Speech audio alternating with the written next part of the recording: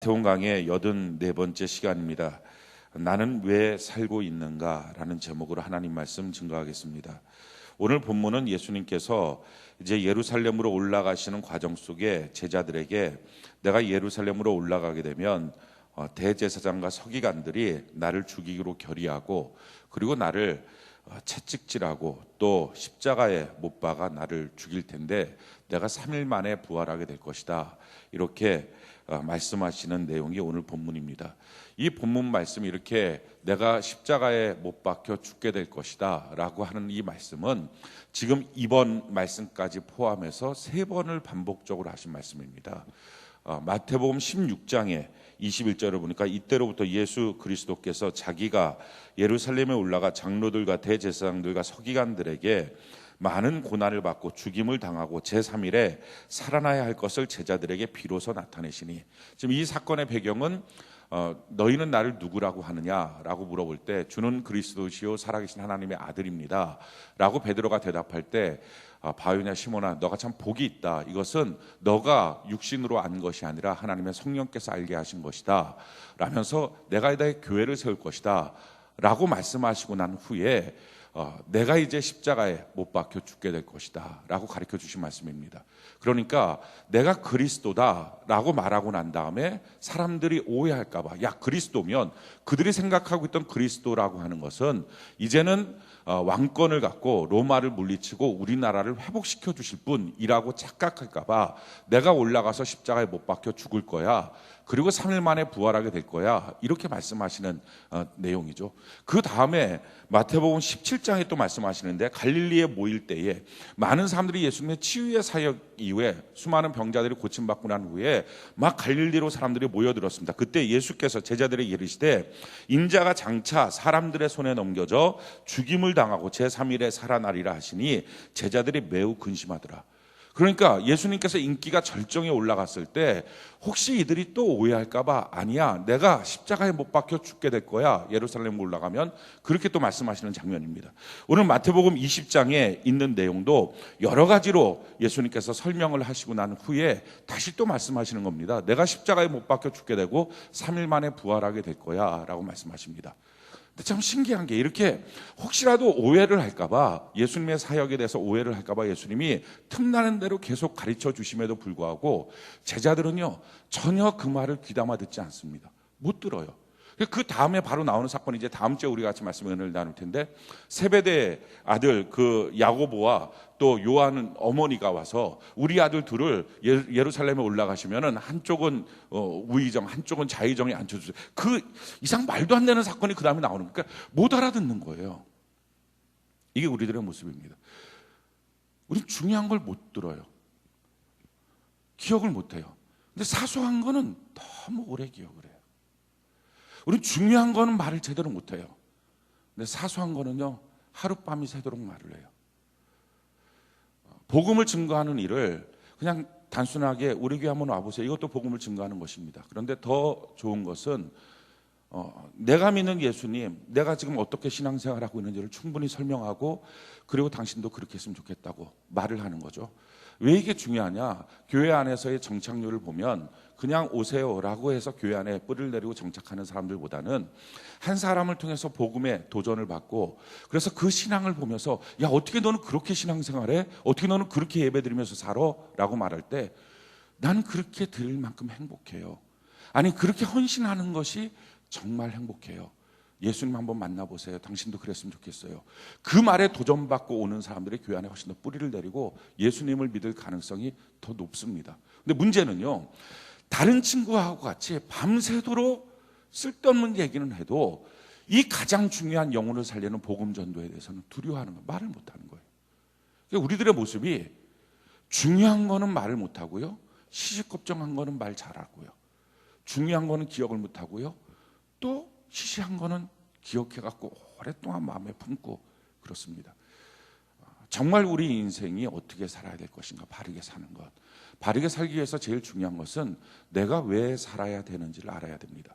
우리가 지난주서부터 계속적인 말씀의 테마가 내가 왜 사느냐, 나의 삶의 이유와 목적이 무엇이냐, 여기에 대해서 지금 말씀을 드리고 있습니다. 예수님은 자기 인생의 목적을 분명히 하셨어요. 자기가 혹시 인기를 얻으면 변질될까 봐, 내가 그리스도라고 하는 것을 밝히면 변질될까 봐 그때마다 끊임없이 자기의 인생의 목적을 말씀합니다. 나는 십자가에 죽으러 온 사람이야. 그리고 내가 죽고 나면 3일 만에 부활할 것이고 나를 통해서 교회가 이루어질 거야. 이 말씀을 끊임없이 하시는 거예요. 예수는 자기 인생의 목표를 정확하게 하셨어요. 우리도 마찬가지. 우리 인생의 목적을 정확하게 안다는 것, 이것은 바르게 사는 삶을 위해서 반드시 필요합니다. 제임스 본드 영화 같은 데서 주로 보면 이제 그런 게 나오는데, 막 스파이가 나와서 007 뭐 연애도 하고 뭐 여행도 가고 맛있는 것도 먹고 제임스 본드 차도 타고 다니고 막 그렇단 말이죠. 근데 그렇게 해서 결국은 뭐 하는 거야? 미션을 이루는 거예요. 근데 만약에 그걸 다 하는데 미션이 없어요, 끝에. 그럼 영화를 본 사람이 이거 뭐 하는 짓이지? 이런 느낌이 들지 않겠어요? 우리도 마찬가지예요. 결혼도 해요. 또 사업도 해요. 돈도 벌어요. 여행도 가요. 재밌게 놀기도 해요. 근데 이런 모든 것들은 뭡니까? 우리 인생의 재미일 뿐이에요. 그게 목적이 아니라고요. 정말 우리 인생의 목적은 뭔가? 우리가 누누이 말씀드리지만 우리는 왜 창조됐습니까?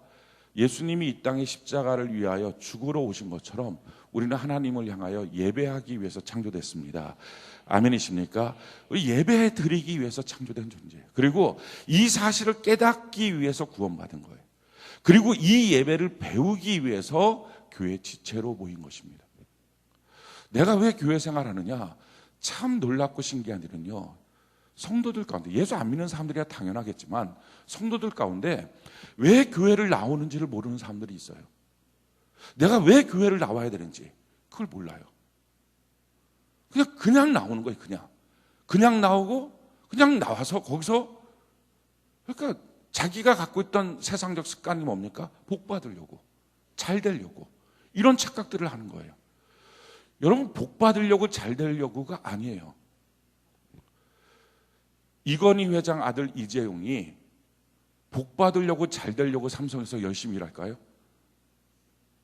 다른 말로 바꿀까요? 승진하려고 열심히 일할까요? 거기서 내가 이번에 열심히 일하면 부장 될 거야. 얘 조니? 안 조는 거지. 근데 졸려 그러는 거지. 눈이 약간 흐리멍텅한데 안 조는 거야? 조는 거였어? 약간 눈에 힘이 풀린 거였어? 괜찮은 거였어? 어때? 눈이 아픈 거야? 괜찮은 거지? 눈이 똘망똘망한 거지? 일단 등을 기대면 안 돼, 예배 시간에. 등판은 등을 기대라고 있는 판이 아니야. 입신하기 전에 제어하기 위해서 있는 거지. 그건 예배 시간에 등 기대라고 있는 판이야. 여러분, 저 예배 드릴 때 등판에 등 기대고 있는 거 한 번이라도 보셨나요? 안 기대요. 저희 오한성 목사님 와서 설교하실 때 등판에 등 기대고 있는 거 보셨나요? 등 기대는 걸 저는 한 번도 해본 적이 없어요. 예배 전에 와서 앉아갖고 기도할 때는 모르죠. 근데 예배가 시작하면요, 한 번도 안 기대요. 생각을 해보세요. 왕이신 하나님 앞에 등판 딱 기대고 앉아있을 담력이 있습니까? 지금 내가 하나님을 만나는데. 근데 이 정도의 실감나게 예배를 못 드리면 어떻게 그 예배가 성공해요? 당연히 실패하지. 그러니까 처음부터 자세부터 실패한 거예요. 그러니까 예배 드리는 사람이 예배를 실패하는 이유는요, 처음부터 실패해서 실패하는 거예요. 중간에 실패하는 게 아니고. 왜 그러느냐? 예배를 못 배워서 그래요. 예배를 배운 적이 없어서. 정말 이건 목회자들의 잘못입니다. 예배를 안 가르쳐요. 그러니까 교회 나오는 이유는 내가 예배를 배우기 위해서 나오는 건데, 그리고 그 예배를 훈련하기 위해서 나오는 건데, 왜? 이게 내 인생의 목적이고 내 일이니까.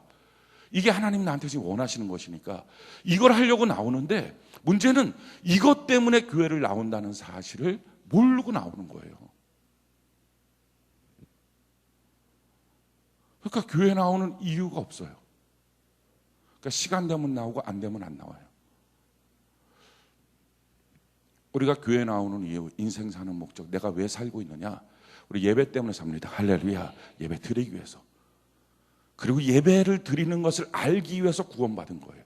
아직도 구원받지 못한 수많은 사람들은요, 이 말을 100번 1000번 해도 알아듣지도 못해요. 그렇게 해야 된다는 생각 자체가 없어요. 말도 안 되는 얘기 하지도 말라 그래요. 그러니까 아무리 설교를 해도 예배당에 앉아 있어도 무슨 말도 안 되는, 이게 구원받지 못한 사람이에요. 이걸 왈 교인이라 그래요. 교회만 나오는 사람, 아직 예수 그리스도를 나의 개인의 구세주로 마음으로 믿고 고백하지 못한 사람. 근데 이게 고백이 되면 그때부터 그렇지, 하나님의 말씀을 들으니까, 왜? 자기의 영이 살아났으니까, 영적 존재가 됐으니까 하나님의 말씀이 들리거든요. 들리면 반응을 해요. 아, 그렇지, 내가 예배드리기 위해서 태어난 존재지. 이게 깨달아져요. 내가 예배드리기 위해서 창조됐지. 그 다음에 어떻게 합니까? 내가 교회에 와서 그럼 어떻게 예배드리지? 라는 질문이 나와요. 다른 데서 못 배워요. 교회에 나오는 이유가 예배를 배우기 위해서 나오는 거예요. 저는 여러분들이 예배를 배우기 바라요. 그리고 그 배운 대로 예배를 드리길 바라요. 아멘이십니까? 이게 저와 여러분들의 일이에요. 이것 말고 우리의 일은 없어요. 이것 말고 내 삶에 닥쳐오는 수많은 사건은 하나님의 일이지 내 일이 아니에요. 그러니까 하나님의 일을 내가 하려고 하니까 뒤죽박죽이에요. 성경은 말합니다. 너희가 무엇을 먹느냐, 무엇을 입느냐, 무엇을 하면서 살 것이냐, 이거 이방인들처럼 고민하지 마라. 너희가 육체를 갖고 있으니 이렇게 살 것 다 알고 계신다, 하나님께서. 그런데 먼저 그 나라와 그 의를 구하라. 이게 뭡니까? 하나님의 나라와 하나님의 의, 거기서 내게 주신 사명이 뭔지를 깨달아라. 그거 해라. 그럼 나머지 어떻게 한다고요? 너가 그 다음에 나머지 일하는 게 아니라 하나님이 더하여 주시리라. 분명히 말씀하는 거 하나님의 일이라고요. 하나님의 일. 가정의 회복, 여러분들이 하는 게 아니에요. 하나님의 일이에요. 물질의 회복, 하나님의 일이에요. 성품의 변화, 하나님의 일이에요. 아멘이십니까? 하나님이 안 하시면 아무도 못 하는 거예요, 그거는. 그럼 내 일은 뭐예요? 예배 드리는 거. 근데 문제는 돈 버는 거는 잘 알겠는데요, 예배는 어떻게 드려야지 되는지 모르겠습니다. 이런 사람들이 너무 많은 거예요. 자기를 몰라요. 이거 배우려고 교회 온 거예요. 오늘 지금 이 시간에 우리가 좀 예배를 배우기를 바라요. 예배 어떻게 드려야 될 것이냐. 예배는 크게 우리 신앙생활 전체가 사실 다 예배예요. 근데 이 예배에 공적 예배가 있어요. 그 공적 예배가 공동체가 드리는 예배라는 거죠. 그래서 이 공적 예배는 주일 오전 예배, 오후 예배, 수요 예배, 셀 예배, 새벽 예배입니다. 그중에 우리 교회에서 성도들에게 권면하고 꼭 드려야 됩니다라고 말하는 예배는 4개예요. 주일 오전 예배, 오후 예배, 수요 예배, 셀 예배. 새벽 예배는 자기의 개인 예배, 큐티 예배를 위해서 드릴 수 있는 사람은 드리지만 모든 성도들에게 강요하진 않아요. 그러니까 4개 예배를 반드시 드려라라는 게 공적 예배입니다. 이건 각 교회마다 강조하는 공적 예배가 달라요. 그러니까 자기가 어느 교회 공동체에 속해 있는지에 따라서 어떤 교회는 어떤 예배를 강조합니다. 특히 명성교회 같은 경우는 새벽 예배를 굉장히 강조하죠. 그러니까 이런 교회마다의 특징이 있는 거예요. 그러니까 우리 교회가 강조하고 있는 공적 예배는 4가지입니다.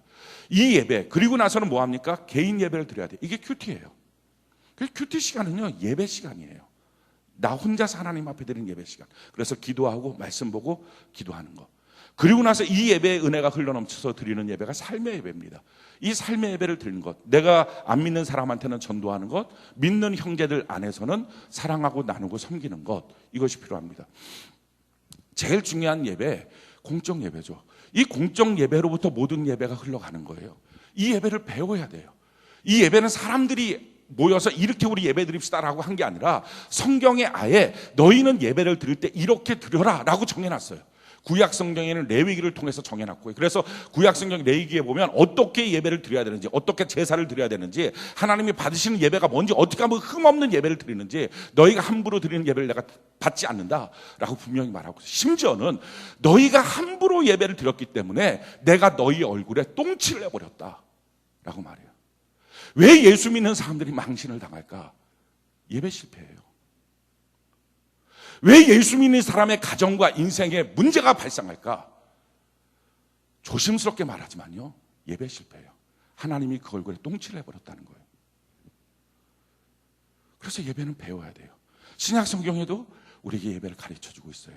자, 그럼 예배를 어떻게 드려야 될 것이냐? 우리가 잘 아는 말씀이죠.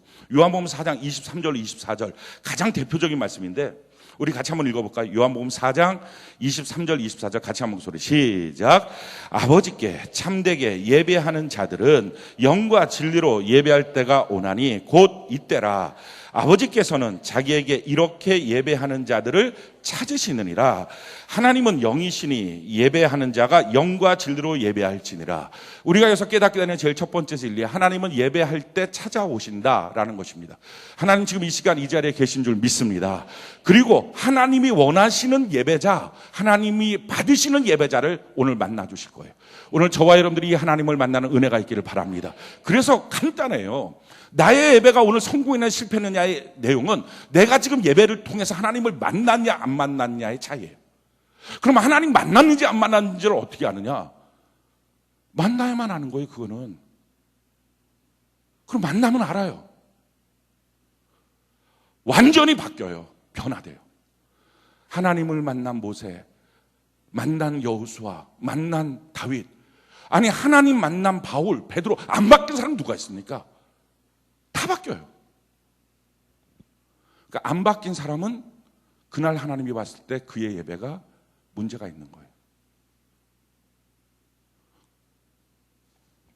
간단해요. 자, 그러면 여러분들이 하나님이 찾으시는 예배자, 하나님을 만난 적이 지금까지 예배를 통해서 몇 번 되느냐 하는 거예요. 그만큼만 예배 드린 거예요. 다른 말로 바꿀까요? 그만큼만 여러분들의 인생은 성공된 거예요. 나머지는 다 실패한 거예요.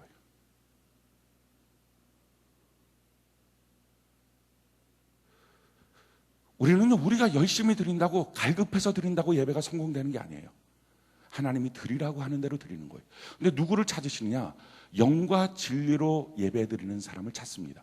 자, 그러면 성경은 성경이 해석을 해요. 성경을 자기가 마음대로 해석하는 게 아니에요. 영은 성령인가? 뭔가? 아니면 마음속에 있는 뭔가 깊은 곳에서부터 흘러나오는 그런 거 아니에요. 성경은요, 성경이 뭐라고 말하면 그 내용이 무엇인지에 대해서 사람들이 잘 모를 것 같은 내용은 성경은 성경 다른 구절에서 해석을 해요. 그래서 이사야서에 보면 모든 성경은 짝이 있다 그랬어요. 그러니까 그 짝을 찾아서 정확하게 아는 거예요. 하나님의 말씀은 진리거든요. 약도거든요. 가는 길이거든요. 근데 길이 모호하면 어떻게 찾아갑니까? 그래서 하나님의 말씀은 수학 공식 같아요. 그러니까 다르게 해석이 안 될 만큼 딱딱 정확하게 돼 있어요. 그러니까 이렇게도 했다, 저렇게도 했다, 그렇게 되지 않아요. 성경을 모르니까 그렇게 하는 거예요. 그러면 하나님께 드리는 영적 예배가 뭐냐? 영의 예배가 뭘까? 우리가 잘 아는 말씀이죠. 로마서 12장 1절 말씀 우리 같이 한번 읽어볼까요? 시작. 그러므로 형제들아, 내가 하나님의 모든 자비하심으로 너희를 권하노니 너희 몸을 하나님이 기뻐하시는 거룩한 산 제물로 드리라. 이는 너희가 드릴 영적 예배. 정확하게 설명하고 있어요. 자, 그럼 이 영적 예배 드리는 게 뭡니까? 너희 몸을 예요. 그러니까 예배의 제일 첫 번째 하나님의 조건은 몸이 나와야 돼요. 몸이. 내 마음은 있는데 몸은 바빠서요. 그건 예배 아니에요. 그러니까 교회가 하는 일이 뭐예요? 예배 나와. 너 몸이 나와야 돼. 이거 말해주는 게 교회라고요. 이 말을 듣기 위해서 오는 게 교회라고요. 근데 사람들이 어떻게 말해요? 아멘, 교회 갔다 예배드리란 말만 해. 아니, 그 말 하려고 교회가 있는 거예요. 그 말 들으려고 교회 나오는 거고요. 근데 왜 그렇게 말합니까? 자기가 왜 교회에 나오는지를 몰라서 그러는 거예요. 교회 나오는 이유는 뭐예요? 내일이 예배인데 내가 내일을 잘 모르는 거예요. 그래서 하나님 가르쳐 주기를 원하는 거예요. 너는 너 일 해라. 그럼 내가 너 일 해줄 거야. 그럼 내일 할 거야. 그래서 가정의 일, 그건 내일이야. 왜? 우리가 가정 세웠어요? 하나님이 세운 거잖아요. 그럼 하나님이 일해 주셔야 가정이 되지. 우리가 짝 지은 거예요? 하나님이 짝 지어 주신 거잖아요. 하나님이 일해 줘야 회복이 되고 사랑이 되지. 왜 자기가 이러려고 합니까? 아니, 자녀 낳는 것, 모든 생명 하나님의 피조물인데 자기가 하는 것처럼 왜 자기가 책임지고 일하려고 그럽니까? 그러니까 안 되는 거예요. 양육하려고 그래도 소용없는 거예요. 물질, 자기가 물질 만든 게 뭐가 있어요? 세상의 물질 가운데. 하나님이 다 만드신 거지. 근데 자기 일처럼 생각하니 어떻게 그 일이 되겠냐 하는 거예요. 그건 하나님이 해주셔야 되는 건데. 근데 그런 일들을 자기도 사실은 몰라요. 어떻게 일하는지도. 세상 풍조대로만 알 뿐이에요. 그 일을 알고 자기 일인 정작 예배는 몰라요. 그러니까 교회가 하는 일이 뭐예요? 제일 처음에 예배의 조건. 너 예배 나와. 너 예배 나와. 너 예배 나와. 그거 하는 거예요. 그거. 그 말하고 그 말 들으려고 교회 나오는 거예요. 아멘이십니까? 그러니까 주일 오전 예배를 나와요. 예배 꼭 나와야 돼? 꼭 나와야 돼? 담치도 나와야 돼? 자, 그 사람한테 또 어떻게 하는 거예요? 이제 예배가 점점점 세워져 가야 되잖아요. 그럼 주일 오후 예배 나오십시오. 수요예배 나오십시오. 셀 예배 나오십시오. 그 말 하려고 교회가 있는 거고요. 그 말 들으려고 여러분들이 교회 나오는 거예요. 근데 맨날 예배 나오라는 소리만 한다고. 어떤 사람도 이렇게 말해요. 아니, 그렇게 예배 나오라는 소리 말고 하나님의 말씀을 우리 삶에 좀 적용시킬 수 있는 말씀들 좀 설교해 주면 어떻습니까? 어떻게 가정 안에서 사랑을 해야 될지, 어떻게 내 뭐가 바뀌어야 될지, 어떻게 뭐 직장 생활은 어떻게 해야 될지, 돈 관리는 어떻게 해야 될지 설교해야 되겠죠. 생각해 보세요.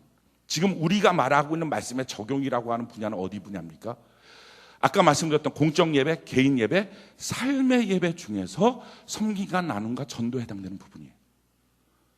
자, 그런데 이 예배에 대한 방법들을 위해서 성품과 말과 태도의 모습들, 생활 습관에 관련된 모습들을 다루려면 공적 예배가 세워지지 않은 사람한테 이걸 다루면 거의 죽기 직전에 시체에다가 화장해 놓은 거랑 뭐가 다릅니까? 그러니 그렇게 말 한마디 바뀐 걸 갖고 아이고 사랑받을 만한 아드님, 한 이틀 정도 얘기하면 애들이 세미나 갔다 오셔서 이런 얘기하고 3일만 지나도 벌컥 다시 또 화내고 평생 가도 안 바뀌는 거예요. 그게 근본적인 공적 예배가 회복이 안 되면 소용없어요. 그러니까 뭘 해야 돼요? 예배 드리라고, 예배 나오라고. 저 여러분들 예배 드리길 바라요. 아멘이십니까? 주일 오전 예배대로, 오후 예배대로, 수요 예배대로, 셀 예배 들으셔야 됩니다. 이 말 하려고 교회가 있는 거고 이 말 들으려고 여러분들이 온 거예요. 그리고 그 말을 듣고 그대로 순종하기 위해서 있는 거예요. 자, 이렇게 예배를 나오는 거죠. 근데 나오고 난 다음에 그 다음에 어떻게 됩니까? 이제는 어떻게 돼요? 더 진보해야 될 거 아니에요. 더 잘해야 될 거 아니에요. 일찍 나오십시오. 일찍 나오라고. 예배 시간 늦지 말라고. 왜 늦습니까? 예배에 대해서 배운 적이 없으니까. 예배에 대해서 자기의 몸이 훈련되지 않았으니까. 그러니까 예배 시간을 나오는데 그냥 늦게 오는 거예요. 자기의 원래 습관대로. 그거 훈련하는 거예요. 그 다음에 어떻게 합니까? 일찍 나갔어요. 졸지 말라고. 정신 차리라고. 피곤해서 줍니까? 아파서 줍니까? 착각하지 마십시오. 예배 시간에는요, 6이 아니라 0이 반응하는 시간이에요. 제가 중국에 가서 그 4일 동안 지속적으로 말씀을 증거했어요. 중국에 지금부터 한 20년 전, 한 7년 전도 전인데, 그때는 지금도 뭐 그럴지 모르겠는데, 그때는 그 처속교회라 그래서 발각되면 다 잡혀서 죽임당하는 교회들이 있었어요. 거기 리더들에게 복음을 증거하는. 근데 그들은 복음을 들을 수 있는, 말씀을 들을 수 있는 기회가 너무 적어요. 그러니까 한 일주일, 한 4일, 5일 요 정도로 모이는 거예요. 그러면 한국에 목사님이 가서 그들에게 강의를 해요. 강의를 하는 거예요. 그러면 그 사람들이 강의 시간, 한국에서는 당연히 1시간, 2시간 정도 강의하고 쉬었다가 또 강의하고 이런 걸 하잖아요. 그러니까 한 2시간 정도 강의하고 쉬려고 그러면 막 아우성을 쳐요. 지금 어떻게 시간이 아까운데 쉬냐고 계속 말씀을 증거했어요. 야, 전 그거 모르고 갔다가 잡혀갖고, 와. 근데 그도 그럴만이, 그 4일 동안의 집회가 끝나고 난 다음에 그 중에 한 분을 갔어요. 그 있는 처속교회를 방문하고 예배를 집례하려고. 거기 갔는데, 15시간 정도 기차를 타고 가는 거예요. 제가 하얼빈에 갔는데, 내몽고까지 기차를 갔는데, 그 완행열차, 구뚝구뚝 가는 기차를 타고 15시간 가는데, 그분들이 돈이 없으니까 입석을 해갖고 오는 거예요. 15시간 졸지 않고 그냥 와요. 와갖고 딱 도착하자마자 그분들은 한 끼도 안 먹어요. 4일 동안. 밥 먹는 시간이 아깝다고. 말씀드려야 된다고. 그러니까 오직 목사만 먹어요. 죄송하긴 하더라고요. 중국도 이상해요. 중국은 화장실도 동네 옛날, 요즘에 모르겠어요. 근데 그때 화장실은요, 다 개방이에요. 동네 화장실 하나밖에 없어요. 집회 한 2-3시간 하다가 이제 화장실 제가 갔어요. 갔더니 잠깐 10분 정도 쉬는 시간에 거기 있던 성도들이 쭉 화장실에 앉아있는데 문이 없는 거예요. 그냥 앞을 이렇게 보고 가만히 쭉 앉아있어요. 이러고 딱 들어갔더니 아니 목사님 안녕하세요. 쭉 앉아있어요. 주섬주섬 해갖고 한쪽 자리에 가서 밥 먹을 시간은 통성기도 시키고 먹는 거예요. 그렇게 한 4일 동안을 한 잠도 안 자고 말씀을 들어요. 그러니까 말씀 전하는 자도 나중엔 이게 내가 서 있는 건지 말을 하는 건지 모를 정도로. 근데 도리어 말씀 전하는 자가 약간 뭐 할 말도 없으니까 반복하기도 하고 막 반복해도 그분들은 다 좋아요.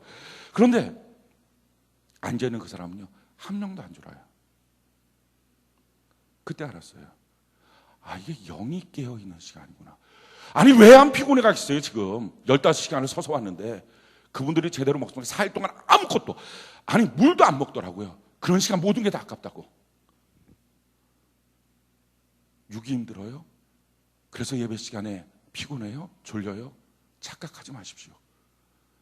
육이 영을 항상 이기는 습관 때문에 그런 거예요. 영이 육을 이겨본 적이 없으니까. 왜 영이 육을 이겨야 됩니까? 예배가 하나님을, 영이신 하나님 앞에 드리는 시간이니까. 근데 그걸 이기기 위해서 뭐라는 거예요? 제일 처음에 나오라는 거예요. 나오라. 와서 졸지 말고 예배 드려라. 일찍 나와라. 지금 그게 훈련이 뭐 하는 겁니까? 내가 그렇게 나오려면 바쁜 시간이 있어요. 스케줄이 있어요. 쉽게 말하면 내 육에 관련되는 조건들이 있어요. 자꾸 그거를 버리면서 나오는 거예요. 그게 지금 뭐 하는 훈련이에요? 육을 자꾸 낮추고 영을 세워가는 훈련이에요. 그러니까 이걸 안 했는데 어떻게 예배 시간에 안 졸고 정신 깨어서 하나님 앞에 온전하게 예배를 드리겠냐고요. 이 훈련을 해야 되는데 항상 예배에 대한 핑계와 변명만이 있는데, 제일 처음에 예배에 대한 훈련이 뭐예요? 이 훈련, 육의 조건들, 육에 관련되는 스케줄들, 이거 바꾸는 훈련, 자꾸 육을 무력화시키는 훈련, 너의 몸이 나와야 된다는 훈련. 그리고 나오는 걸로 됩니까? 그 다음에 뭐 하는 거예요? 하나님이 기뻐하시는. 나올 때 그냥 나오는 게 뭐 해야 돼요? 하나님이 뭘 기뻐하실까? 뭘 기뻐하실까를 생각하려고 하면 예배 시간에 생각이 되겠습니까? 아니잖아요. 예배 전에 어떻게 기뻐하시도록 내가 예배를 드릴까 하겠죠. 그러니까 뭐가 되는 거예요? 예배 준비라는 게 되는 거예요. 아, 내가 예배를 드리기 위해서 목사님만 예배 준비를 하는 게 아니라 나도 준비를 해야 되는구나, 이 생각이 되는 거예요. 그래서 예배 드리기 전에 준비하는 거. 우리 믿음의 선진들은요, 예배 드리기 위해서 토요일 날부터 옷 제일 깨끗한 거 다려놓고, 일주일 전에 옷을 사면 안 입어요. 주일날 입으려고 딱 그냥 걸어놔요. 헌금도 따님이로 다려요. 그래갖고 준비하고. 그게 다 뭐 하는 거예요? 어떻게 하면 하나님 기뻐하실까? 그들이 알고 있는 기쁨에 대한 조건들이 그런 거라면 그런 거라를 하는 거라고요. 근데 이런 것들을 점점 더 익혀나가는 거예요. 거기서 멈추니까 아니에요. 그 다음에 뭐예요? 거룩한 구별하는 거예요. 이날 주의 날, 이건 예배 시간. 그래서 예배 시간이 때문에 타협 안 돼. 나는 하나님 앞에 온전히 예배 드릴 거야. 내 숙기를 잡을 수 없어. 거룩한 성전도 내 성전에서 예배 드릴 거야. 쓸데없이 여기저기 스케줄 잡아놓고 돌아다니지 않아 라고 하는 거예요. 이 뭐를 하는 거예요? 이걸 배우고 연습하는 거예요. 연습하는 거. 그러다가 거기서 더 나가면 어떻게 됩니까? 거룩한이 되기 위해서는 하나님이 구별해서 나를 쓰시려면 내가 깨끗해져야지. 그래서 일주일 동안 죄 짓지 않는 연습을 하는 거예요. 왜? 예배 드리려고. 죄는요, 싫어서 안 짓는 사람은 한 명도 없어요. 죄는요, 죄가 주는 기쁨이 있어요. 즐거움이 있어요. 쾌락이 있어요. 근데 이 죄를 이길 수 있는 방법은 사명 발견해야만 그때부터 이겨요. 사명 때문에 이기는 거예요. 애 낳으면 철든다 그러죠. 그래서 전에 했던 거랑 다르게 태도가 달라진다 그러죠. 왜 그런 거예요? 애를 낳고 나니까 그 아이를 키워야 될 사명이 생긴 거 맞죠? 그러니까 사명만이 자기의 삶의 스타일을 바꾼다고요. 내가 살아야 될 사명, 예배 드림을 발견하기 시작할 때, 그걸 배우기 시작할 때, 그때부터 주중에 죄 짓는 것을 점점 줄여나가요. 죄를 이겨요. 그리고 반응하는. 그래서 예배 시간에 가만히 앉아 있는 게 아니에요. 그래서 예배 시간에 졸면요, 이미 예배는 실패한 거예요. 예배 시간에 산만 하고 딴 생각하면 실패한 거예요. 반응하는 거예요. 예배 시간에 막 예배 시간에 하나님 앞에 내가 하나님께 주목받기 원해요. 날 찾으시는 하나님, 날 만나주세요. 소경 바디메오처럼 내가 하나님, 예수님 나를 찾아주세요 외치는 거. 그렇게 반응하다가 이제는 예배를 그냥 앉아서 드리는 사람이 아니라 예배를 위한 봉사자가 되는 거예요. 예배를 어떻게 섬길까? 그래서 성가대 하는 겁니다. 그냥 노래 부르려고 하는 게 아니라요. 그래서 안내하는 거고요. 그래서 헌금위원 하는 겁니다. 그냥 하는 게 아니고요. 하나님 앞에 예배 때 내가 살아있는 자로 반응하려고. 거기서 한 걸음 더 나가서 뭐랍니까? 재물이 되는 거예요.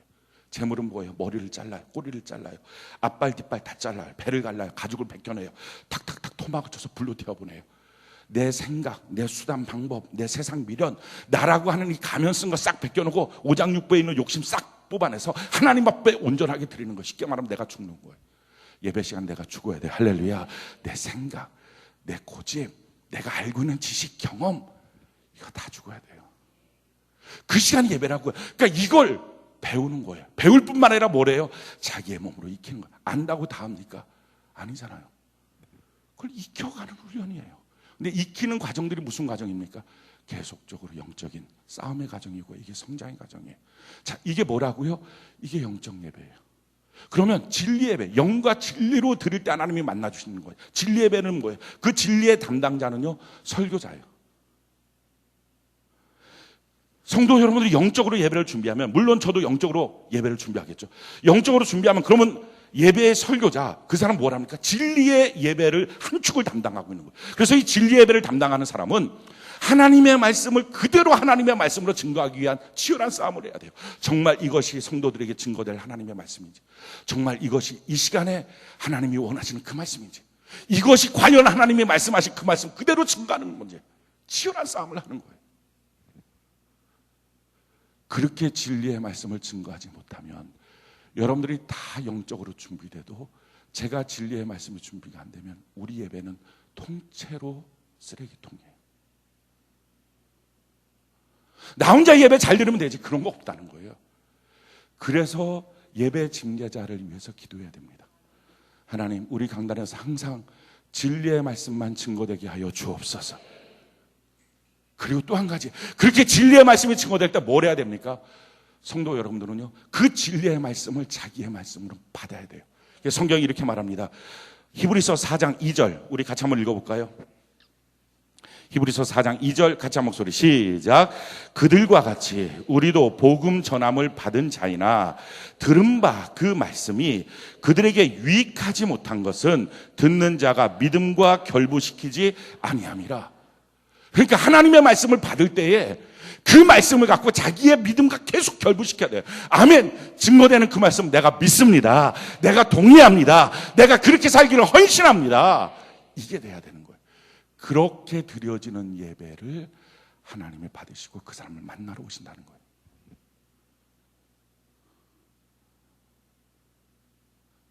우리가 그런 예배 드려야 됩니다.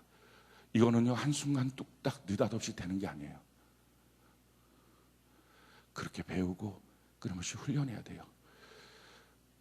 예배를 우리가 한 번도 배워본 적이 없으니까, 그걸 그렇게 드려야 된다고 강요도 안 하니까 내 마음대로 예배 드려도, 내 마음대로 교회 나와도 나오기만 하면 땡큐, 이런 식의 교회 분위기가 되니까 다 썩어 빠진 예배자가 된 거예요. 그리고 뭐에 바쁘냐?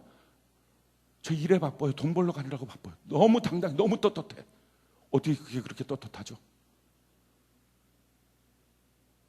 어떻게 그게 그렇게 떳떳하죠?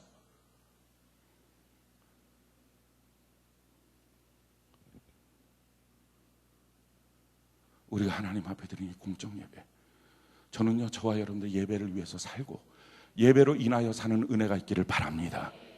자기가 손해보지 않고 어떻게 예배를 배웁니까? 자기가 희생하지 않고 어떻게 예배를 익힙니까? 지금이랑 똑같은 상태에서 그냥 하려고 하는데 어떻게 하나님과 더 깊어지는 관계가 됩니까? 그 다음에 우리에게 필요한 게 뭡니까? 삶의 예배, 개인 예배예요. 이렇게 공적 예배를 드리고 그 다음에 뭐 합니까? 하나님 앞에 개인 예배, 날마다 큐티하는 예배를 드려야 돼요. 사랑하는 성도 여러분, 큐티 예배를 드릴 때 그냥 눈 뜨고 졸리니까 눈 비비고 성경 보고 이렇게 하지 마십시오. 이게 예배거든요. 그래서 제가 예배 드리는 거를, 큐티 예배 하는 걸 잠깐 소개를 할 텐데, 이렇게 꼭 할 필요는 없겠지만 여러분들 나름대로의 예배 시간이 됐으면 좋겠어요. 저는 일어나서 세수를 하고 그리고 제 큐티하는 자리에 앉아요. 항상 그 자리에 앉아요. 그래 앉아서 제일 처음에 뭘 하느냐? 성막 기도를 해요. 이 성막 기도가 뭐냐면은, 종종 우리가 기도하다가 정말 중요한 부분을 빼놓을 때가 있는데 빼놓지 않도록 하는 기도의 내용이에요. 성막을 들어가면서 하는 기도죠. 제일 처음에 번제단 앞에서 기도하는 거. 그래서 하나님 앞에 그 번제단 앞에서 예수님 십자가를 놓고 감사하는 거죠. 십자가의 죽으심을 기념하면서, 하나님 그 십자가 때문에 내가 살았습니다. 그 다음에 물두멍, 나를 씻는 거. 그래서 십계명의 말씀을 비추어서 나의 죄악을 회개하고 그 다음에 들어가서는 성소 안에 들어가는 거예요. 그럼 그 촛대가 있잖아요. 그 촛대를 통해서 성령 하나님 내 마음에 임재달라고, 날 통치해달라고, 날 지배해달라고. 향단이 있어요. 이 향단에서 하나님을 찬양하고 감사하는 거죠. 여호와 이레의 하나님, 여호와 라파의 하나님, 여호와 샴마의 하나님, 이러면서 하나님을 막 찬양하고 감사해요. 그 다음에 진설병이 있어요. 하나님 오늘도 레마의 말씀 달라고. 그러고 난 다음에 이제 휘장의 문을 열고 지성소로 들어가요. 거기서 지성소에서부터 하나님과의 만남 가운데 하나님 앞에 내가 원하는 소원들을 하래요. 제 마음속에 있는 소원 중에 제일 큰 소원은 교회를 향한 마음이에요. 하나님 우리 교회 성경적 교회 되게 해달라고. 그 기도를 쭉 해요. 그리고 그 전날 들었던 기도의 제목들, 성도들에게 들었던 기도의 제목들을 하나님께 기도해요. 그리고 우리 가정을 위해서 기도하고 제 형제 자매를 놓고 기도해요. 그렇게 기도하고 하나님 오늘 말씀 가운데 역사해달라고 기도하고 우리 성도들의 이름, 교구표가 집에 있으니까 그걸 다 이름을 짚어가면서 기도해요. 그렇게 하고 난 다음에 성경을 봐요. 그러니까 깨어서 성경을 볼 수가 있어요. 그냥 졸자마자 자다마자 일어나서 보면 몽롱해질 수 있는데 성경을 봐요. 성경 보고 난 다음에 그 다음에 큐티밴드에다 올려요. 그러고 난 다음에 큐티밴드에다 올린 것, 하나님 내가 오늘 이 말씀대로 적용하면 살겠습니다 하고 하나님 앞에 다시 기도해요. 그러고 맞춰요. 이 개인 예배에 있어서 제일 중요한 것은요, 하나님 앞에 기도해서 깨어난 정신 상태로 말씀을 보고 그 말씀을 적용하는 게 제일 중요해요. 그 말씀대로 사는 것. 그래서 우리가 셀장들한테 그런 얘기를 했어요. 우리가 원합니다라고 하는 표현 쓰지 말고 하겠습니다라고 표현하자 그랬어요. 다 원합니다예요. 난 주님의 아름다운 예배자 되기를 원합니다. 뭐하러 원합니다를 해요? 나는 하나님의 아름다운 예배자 되겠습니다. 이러면 될 걸. 다 원합니다. 그러니까 원합니다는 나는 하나도 안 움직이고 누군가 원하면 해달라 이런 거잖아요. 그러니까 그런 거 하지 말고 다 하겠습니다. 하겠습니다. 그날 그 말씀을 적용하는 것, 이게 중요해요. 성경이 이렇게 말합니다. 디도서 2장 10절 우리 같이 한번 읽어볼까요? 디도서 2장 10절 같이 한 목소리 시작.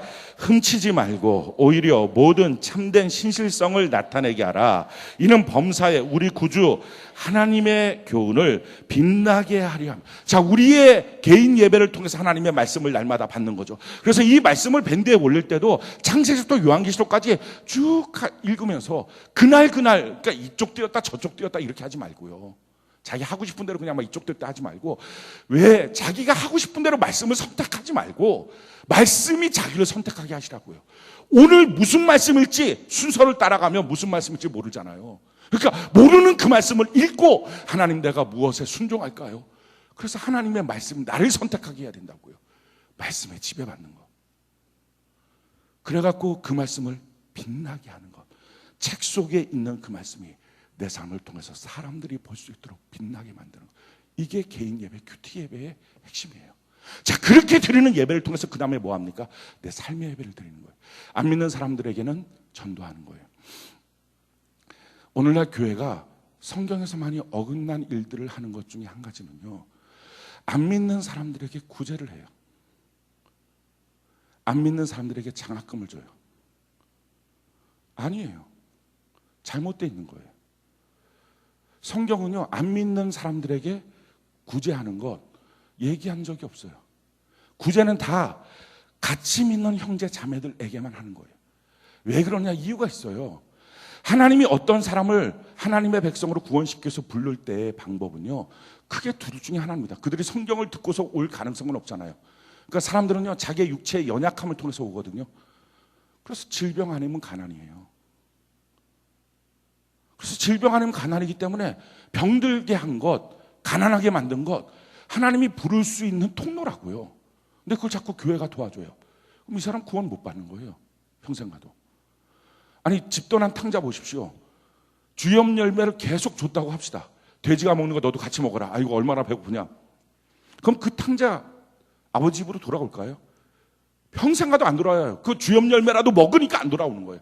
근데 그건 남아 못 먹게 하니까 돌아오는 거예요. 그냥 도와주는 거 아니에요. 그러니까 그 사람들한테 뭘 해야 돼요? 아버지 집을 기억나게 해야 되죠. 예수 믿으라고, 교회 나오라고. 그거 하는 거예요. 근데 오늘날 교회가 도와줘요 막. 왜 그럽니까? 세상에서 칭찬받으려고. 그거 아니라고요. 그러니까 교회가 성경을 떠나서 사람들이 어떻게 말하고 있는지에 자꾸 집중해요. 구제는 누구한테 하는 거예요? 형제들한테. 자기 세로는들한테. 참 너무 감사한 일이에요. 지지난주인가 우리 교회 한 지사님이 자기 셀원한테 이렇게 교회로 월요일날 전화가 갖고서 구제연금하기를 원하는데 무명으로 했으면 좋겠다고. 그러면서 교회 통장으로 보낼 테니까 교회에서 좀 보내달라고. 너무 감사하더라고요. 그렇지, 이렇게 돼야지. 제가 그 구제하는 성도 지사님을 알아요. 그분도 남부럽지 않게 돈 없는 사람이에요. 제가 봤을 때는 보험금 받아서 도와주는 것 같은 느낌이 좀 들었어요. 자기 평상시에 돈은 없고 그렇게 도와주는 거예요. 그게 형제들 안에서 하는 일이라고요. 그 자매들 안에서 하는 일이라고요. 그렇게 하려면 어떻게 해야 돼요? 셀이라는 게 있어야 되죠. 알아가야 되잖아. 알아가야지 도와줄지 말지가 알 거 아니에요. 셀은요, 그래서 그릇이에요. 이 셀 안에 뭘 담아야 됩니까? 말씀도 담고 한마음도 담고 서로 사랑도 담고 기도도 담고 서로 나눔과 구제도 담고. 이게 뭐 하는 거예요? 이게 예배예요. 예배. 그걸 배워가는 것. 이걸 어디서 하는 거예요? 교회에서 그걸 가르치고요. 교회에서 그걸 훈련하는 거예요. 전도하는 것. 이거 훈련하는 거예요. 이게 전체가 하나님께 우리가 드려야 될 예배라고요. 그러니까 이 모든 것을 하기 위해서 제일 처음에 중요한 게 공적 예배. 공적 예배 드리라고, 나오라고. 예배 시간 일찍 와야 된다고. 정신 차리고 예배 드리라고. 딴소리 하지 말고 예배 드리라고.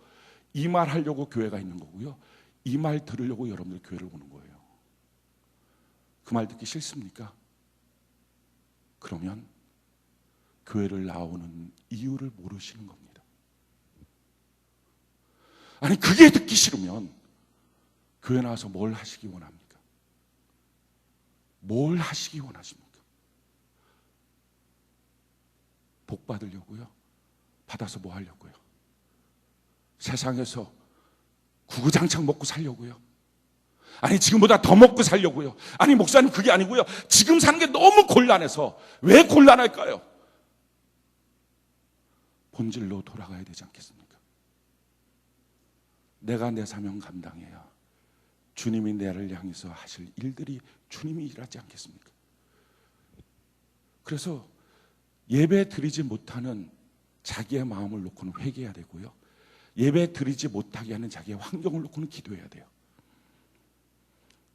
그런데 이 기도할 때 꼭 명심해야 될 것은 이게 내 인생에 제일 중요한 거니까 이 제일 중요한 거를 위해서 하나님, 덜 중요한 것들을 내가 좀 희생하고 손해대도 괜찮습니다.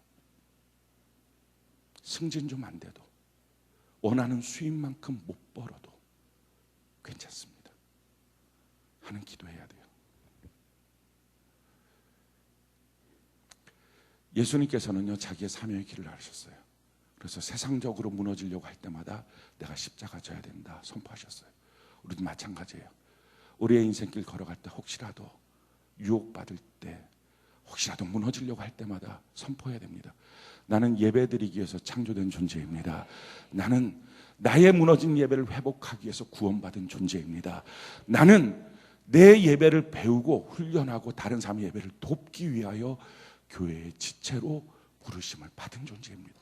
이 사실을 고백해야 된다고요. 물론 우리가 가는 이 길이 평탄한 대로는 아닙니다. 꽃길은 아니에요. 예수님이 십자가 달려 돌아가신 그 사명의 길, 그거 길 갈 때 정말 채찍질, 조롱, 멸시 다 받으셨다고요. 그런데 그 일에 대해서 예수님이 두려움을 갖지 않아요. 우리도 그랬으면 좋겠어요. 우리도 이 길을 걸어갈 때 우리의 마음속에 세상적으로 당해야 될 여러 가지 일들에 대해서, 그 반대급부에 대해서 우리가 좀 두려워하지 않고, 고난이 있을 거고 좀 손해가 있을 거라는 걸 알고, 그럼에도 불구하고 이것이 내 길이니까 우리가 하나님께 걸어가는 은혜가 있기를 바랍니다. 우리 하나님은 우리를 위하여 오실 때 생명을 죽이면서 오셨잖아요. 그렇다면 하나님은 우리에게 요구하실 수 있어요. 너가 좀 희생하고 손해봐도 되지 않니? 너무 당당해요. 그 하나님의 요구는요, 무리한 요구가 아니에요. 도리어 그걸 향해서 왜 하나님 나한테 이렇게 손해보라고 하십니까? 라고 말하는 사람이 철이 안 든 거예요. 우리가 신앙생활 할 때, 우리가 예배자로 살아갈 때, 우리의 인생길에서 갈등이 생길 때가 있어요. 근데 그 갈등이 생길 때에 꼭 여러분들 다시 하나님의 말씀을 붙드는 은혜가 있기를 바랍니다. 하나님의 말씀과 나의 현상이라고 하는 삶의 모습 속에 이게 일치가 안 되는 사건들을 경험할 때가 있어요. 그럴 때 하나님의 말씀을 붙들고 현상을 바꾸는 사람을 신앙인이라 그래요. 현상을 붙들고 그러니까 하나님의 말씀이 적용이 안 되잖아, 이거 좀 이상하잖아 라고 말씀을 버리는 사람을 불신자라고 그래요. 우리가 과연 신앙인인지 불신자인지. 자, 예를 한번 들어봅시다. 성경은 영적인 리더와 예수님을 연결시키라 그랬어요. 그래서 영적 리더는 예수님을 본받고 성도들은 영적 리더를 본받는 거예요. 그래서 끊임없이 사도 바울은 교회들마다 편지할 때 너희는 나를 본받아라, 나는 하나님을 본받겠다, 이 말씀을 끊임없이 하셨어요. 그래서 영적 리더를 우리는 본받아야 됩니다. 자, 그런데 이것이 성경 말씀인데 현상을 보니까 영적 리더가 개판 5분 전이에요. 조금도 본받고 싶지 않을 뿐만 아니라 본받을까 봐 겁나요. 이런 사람이 있다고 합시다. 물론 저는 아니에요. 그런데 이런 사람이 있다고 할 때 어떻게 할 것입니까? 그러니까 어떻게 하나님의 말씀대로 살아? 제가 이걸 남성셀장 모임에 물어봤어요. 자, 이렇게 할 때 어떻게 하시겠습니까? 그랬더니 한 분이 그러더라고요.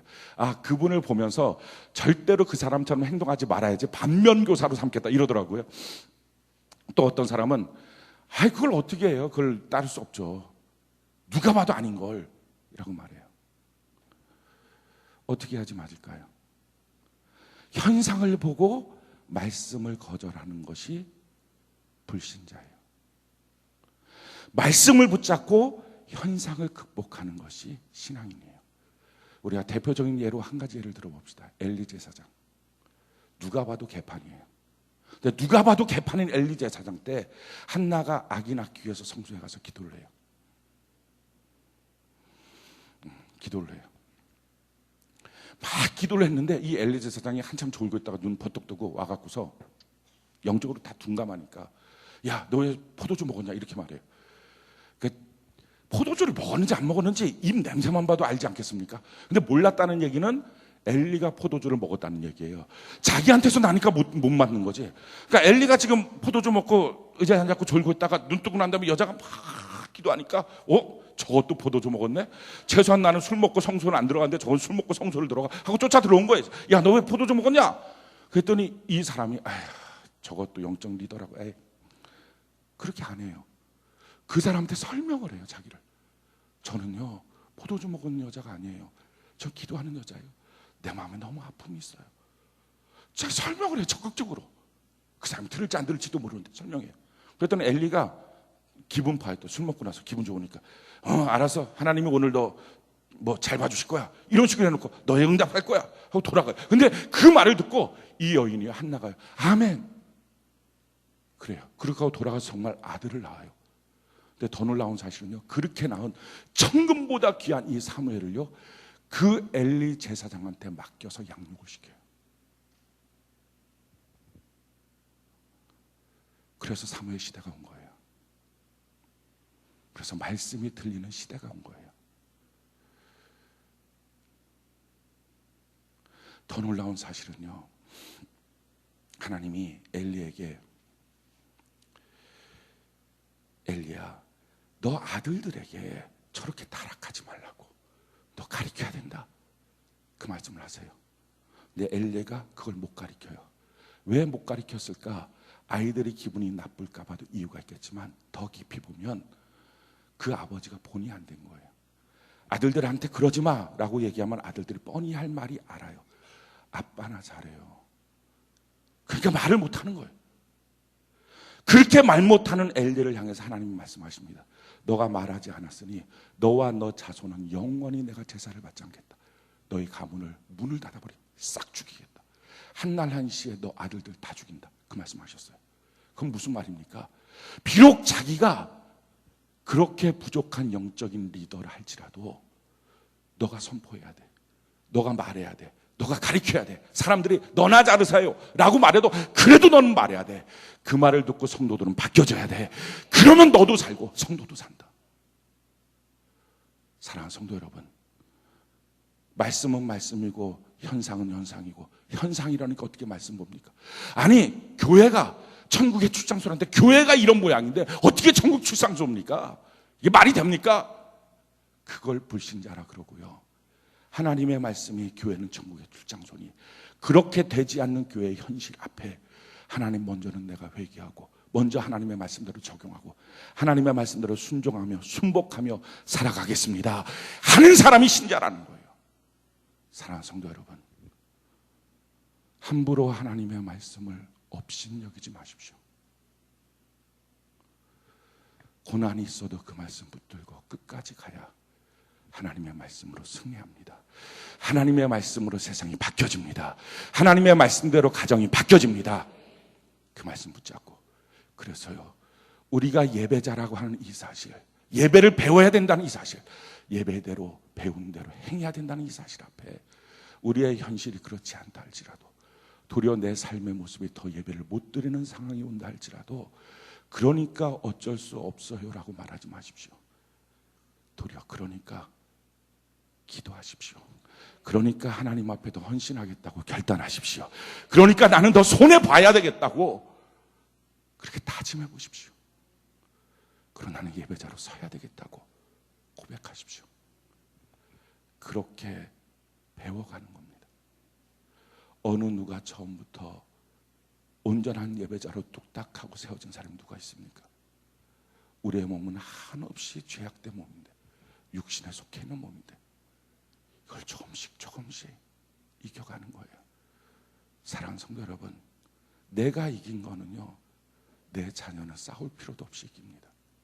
왜냐하면 내가 어떻게 기도하고 큐티하고 예배드렸는지를 보니까요. 제가 저희 딸한테 큐티하라 무지하게 날마다 말할 것 같이 생긴 목사잖아요. 근데 말 안 해요. 근데 전번에 한번 물어봤어요. 큐티 잘하지? 네. 그래 성경 얼마큼 읽었니? 얼마에 10독이라 그랬나? 5독? 10독? 6독? 6독. 지금 이제 대학교 1학년. 아침에 일어나면 제가 성경 보고 있는 걸 아니까, 기도하는 그 시간이 있다는 걸 아니까, 저는 큐티하려고요, 성령 하나님 만나고 큐티하려고 싸웠어요. 계속 영적인 싸움을 했어요. 내 시간을 하나님 앞에 헌신하는 싸움들을 했어요. 제가 처음부터 태어날 때부터 뚝딱하고 큐티가 됐겠냐고요.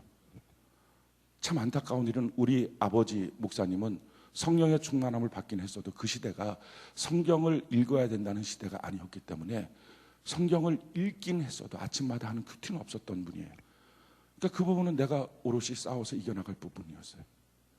근데 내가 이기고 나니까 제 자녀는요, 누가 말하지 않아도 그 부분은 그냥 너무 쉽게 하는 거예요. 영적인 원리가 정말 그렇더라고요. 내가 이긴 신앙의 유산은요, 내 자녀들은 그냥 가져요. 여러분들 온전한 예배자로 한번 서보십시오. 정말 하나님 앞에 예배를 배우고 예배자로 서보십시오. 그럼 자기 자녀한테는요, 예배 드리라고 말할 필요가 없어요. 그 자녀는 예배자로 서요. 근데 자기의 예배가 오락가락 왔다 갔다, 그러니까 자기 자녀의 예배가 잡히질 않는 거예요.